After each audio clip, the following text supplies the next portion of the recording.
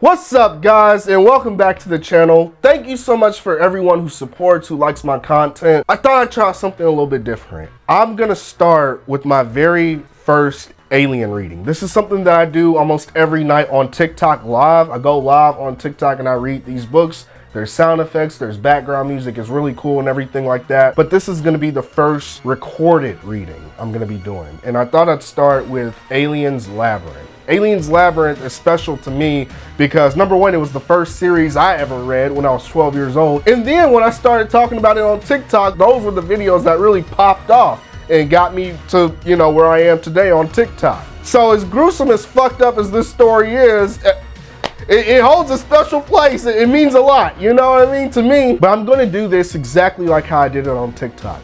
I'm just gonna tell the story of Dr. Church throughout the entire series. So I'm not gonna be reading book 1, 2, 3, and 4. No. We're starting in kind of like a chronological order with this reading. Trust me, it'll all make sense, but this is part 1 of Aliens Labyrinth, Dr. Church's origins. I'm gonna tell you right now, sit back and relax, but if you're eating something, yeah, you might wanna stop, because if you thought that scene in Alien vs. Predator Requiem was too crazy, yeah, this is like 100 times worse. So, without further ado, like, comment, subscribe, share the video, and let's get into it.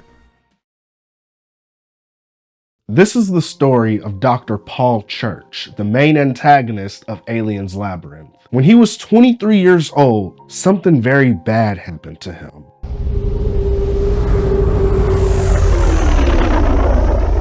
My parents were terraformers.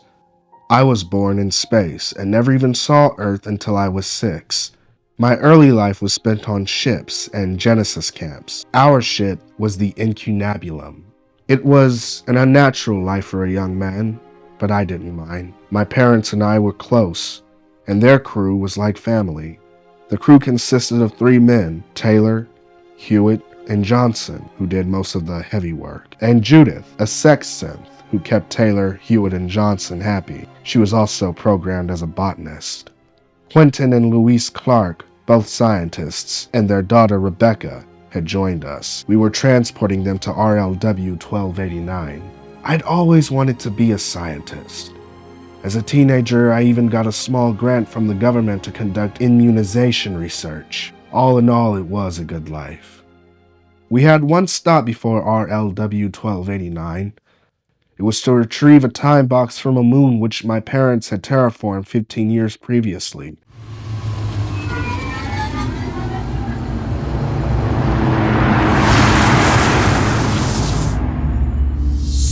It was a routine data gathering operation. There was no reason to anticipate trouble. Our first surprise was the discovery of another ship near the Genesis station.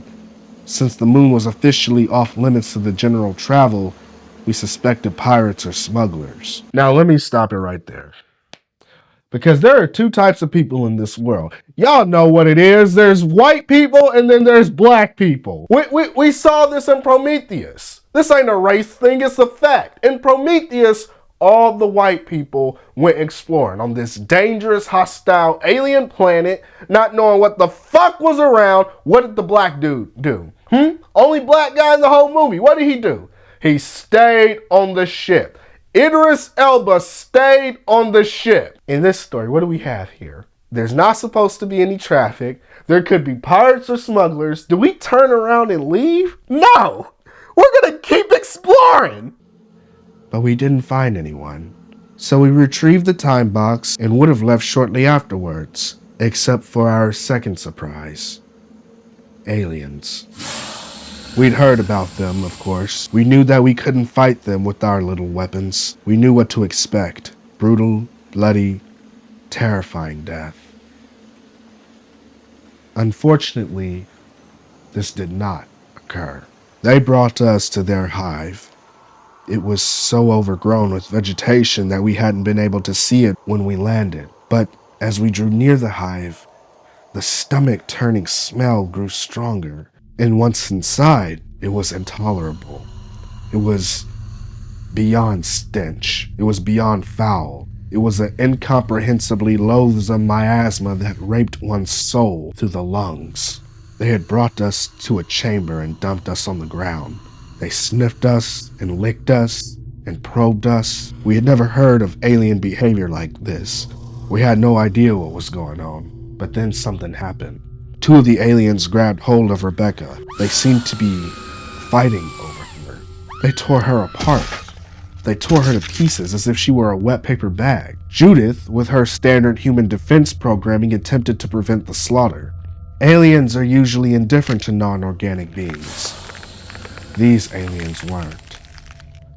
As they destroyed Judith, Taylor alone managed to make a meaningful protest. With the grenade, took 2 aliens with him. Taylor. God, how that man loves cigars. After that, they moved quickly. We were separated. I was forced into the bowels of the Hive. There, I saw what had happened to the crew of the other ship. Bloated, mutated bodies hung everywhere. I think some of them were still breathing. I was attached to the chamber walls with thick strands of web-like mucus and left to contemplate my fate. How long I hung there, I can only guess. Perhaps 40 or 50 hours. During that time, my eyes and nose were scoured by the hideous stench, while sounds of distant human voices screaming and sobbing and begging assailed my ears. When the creatures finally returned, I prayed that they had come to kill me. But they had come to do something else.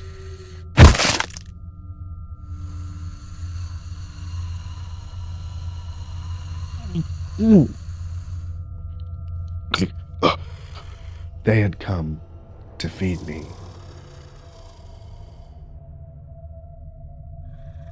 The feeding was then interrupted by a hideous scream. Even one of the aliens seemed to shudder as the scream became louder, closer. It was Quentin Clark. What they had done to him, I didn't want to imagine. He was completely out of his mind. He didn't stop screaming, even when they pushed him into a pool of green and gray slime which swarmed with tiny tadpole-like creatures. He just continued to scream. He continued to scream even when they glued his head to the wall. And he screamed after they left him. He screamed and screamed and screamed until his vocal cords were shredded. And then he just made a horrible noise, like a goose. Hour after hour after hour.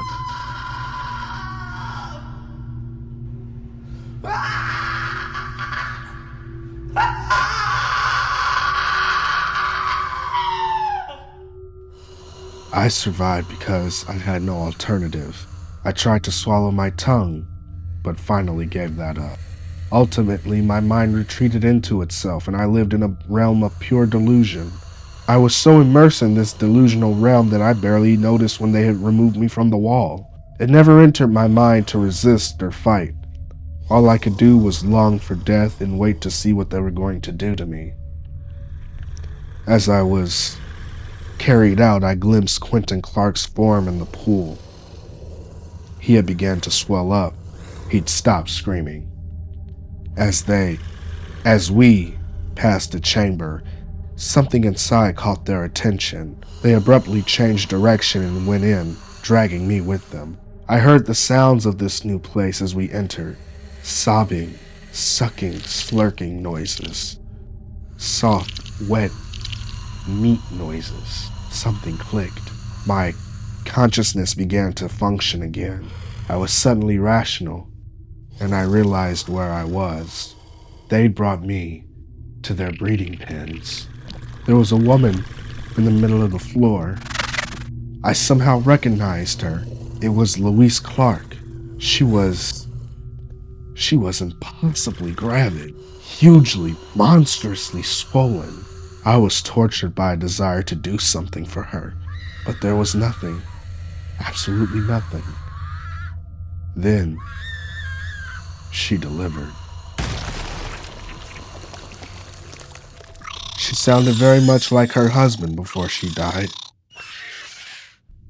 If the aliens had hoped for hosts to breed in, the newborn things were obviously inadequate.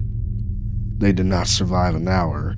That was when I knew something was wrong with the Hive. The aliens were vulnerable, and a new resolve was born in me that day. From that moment forward, I kept my eyes and mind open for information that would help me destroy the Hive. I swore that I would survive, and use what knowledge I could gather to make myself into the deadliest enemy the aliens would ever know. I was taken to a chamber where I saw what was left of Hewitt and Johnson. They were beyond being able to recognize me. I was led to that stinking pool. I didn't wait for the aliens to force me. With a supreme effort of will, I put my face into the pool and made a show of drinking eagerly. I hoped that if I complied, I'd be spared of the treatment that had made inhuman things of my crewmates. From the start, this plan was met with success. The aliens did not molest me as long as I anticipated their actions. When I saw them doing a task I thought I could emulate, such as feeding one of their mutating captives, I quickly took upon the task myself. I'd do anything to prove I wasn't a troublemaker. My friends were past being able to fend for themselves. Soon, the aliens stopped guarding me so closely, and I was able to investigate my surroundings. Every square inch. I gathered as many samples of organic substances around me as I could, and kept them hidden in a small recess. I actually conducted crude experiments, testing the reactions of the substances on one another. The leech-like things secreted a solvent-like colloid, which the aliens were cultivating, evidently as some sort of a medicine. I observed that a ubiquitous black mold produced toxins that were destroying the aliens. I had the key to their survival in my hand. I immediately put my findings to use, using the toxic mold to destroy the aliens' living medicine factories. It was amazing how well it worked. I made use of every chance I had to conduct this biological sabotage. It almost seemed wrong destroying things which I once would have loved to study in depth. At that point, all I wanted was proper lab equipment. I used my crewmates' skulls for dishes, ligaments for string, arteries for tubing, and skin for forming vessels. Thoughts of escape became secondary to the result of my experiments, which only grew in range and complexity. I had been reared to believe that the aliens were all but indomitable and almost impossible to kill, that they invariably destroyed any other life form they came across, that they were beyond human comprehension. Yet here I was, surviving among them, superstitiously poisoning them, fooling them, learning their secrets. True, they were not normal, healthy aliens, but they had been brought low by nothing more than a common mold. They were vulnerable, analyzable, conquerable. I had more knowledge about them than anyone else alive, and I could bring about their extinction in the universe. I was so obsessed I'd long stopped wondering how it would all end. But then, one day, everything changed. I was taken to a place where a large sloping cradle had been built up out of the alien secretions. Inside it, I could see a human figure. The figure in the cradle was my mother. She must have fought them with everything she had. Her arms and legs had been bitten or torn off. She was covered with lacerations. In that moment, the remnants of my soul burned like a million suns. My sanity curled, and I quivered and prepared to depart forever as I realized what they wanted. They picked me up and placed me on top of her. They wanted us to mate.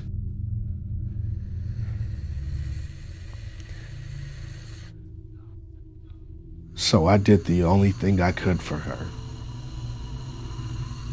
I killed her with my hands. I strangled her. Then the aliens grabbed hold of me, and everything went black.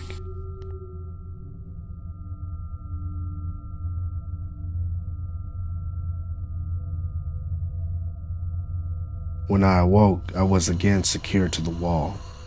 The aliens gave their best shot. They brought an egg. Well, they tried anyway.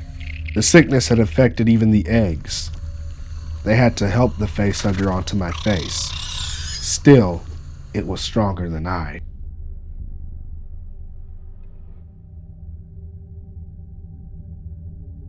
I thought I had at last been killed.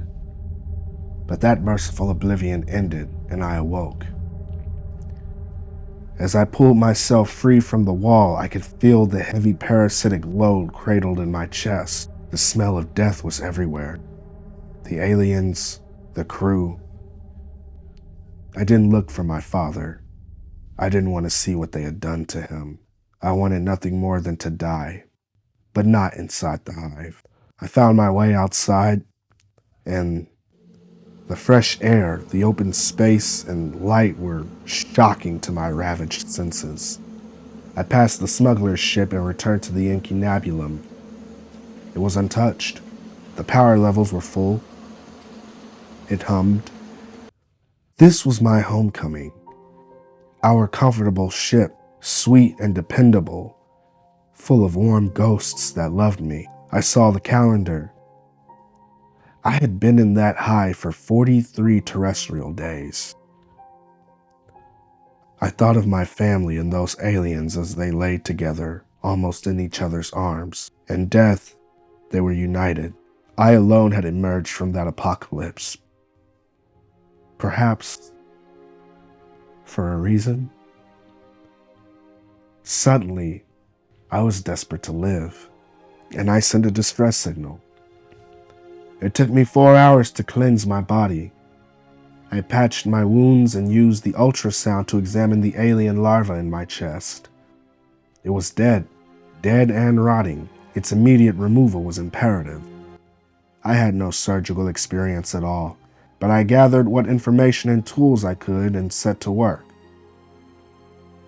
The operation took 7 hours, but it was completely successful. I guess I had a knack for surgery. The rescue party arrived a month later. I met them on my own 2 feet, but I was an atrophied mess. I was debriefed at length, and it turned out that the smugglers aspiring bug farmers were responsible for the hive. The company considered my experience most valuable. As compensation for my ordeal in the service of the government, I was granted a full biomechanical makeover. I've been studying aliens ever since. What we just read was the origin story of Dr. Paul Church in Aliens Labyrinth. This character is an extremely big character within the Alien universe. His work on the Xenomorphs are incredibly informative and valuable. I would say anyone who wants to know anything, when it comes to the psychology of a Xenomorph, what their favorite food is, things like that, their behavior patterns, anything you want to know like that, you should read Aliens Labyrinth. Even the TV series Alien Earth took a lot from the comic book Aliens Labyrinth. But yeah, this was the origins. This is how I started it on TikTok. I started with his origins and then backtracked all the way to issue 1. So we just found out who this man is. We know about his past and everything. So in the next video, we're gonna start with issue 1 of Aliens Labyrinth. I hope you guys enjoyed this shit. I know this was some creepy, fucked up, crazy ass shit, man. This is one of the reasons, if you watch my video over why I liked Alien vs. Predator Requiem, I talked about one of the reasons I liked that movie is because it reminded me of the Alien comic books, how dark and gruesome the stories are. Requiem is a straight horror movie, and it is primal, it is aggressive, it's dark, and it's nightmarish, just like this series is. And it's all canon, it's all connected, and it's all amazing. I apologize to everybody, if you were eating, but I did try to tell y'all, I did warn y'all, if you were eating, you might want to stop, because this one is gruesome. This was my first Alien comic book I ever read, when I was 12 years old. I was hooked, man. But yeah, I hope you guys enjoyed this. Can't wait for the next video. You know, please share this, please like this, please support the channel. It means a lot, helps me grow and everything, so I can make even more videos. I want to do this full time. I really want to do this full time. But thank you guys so much for watching, and I'll see you next time.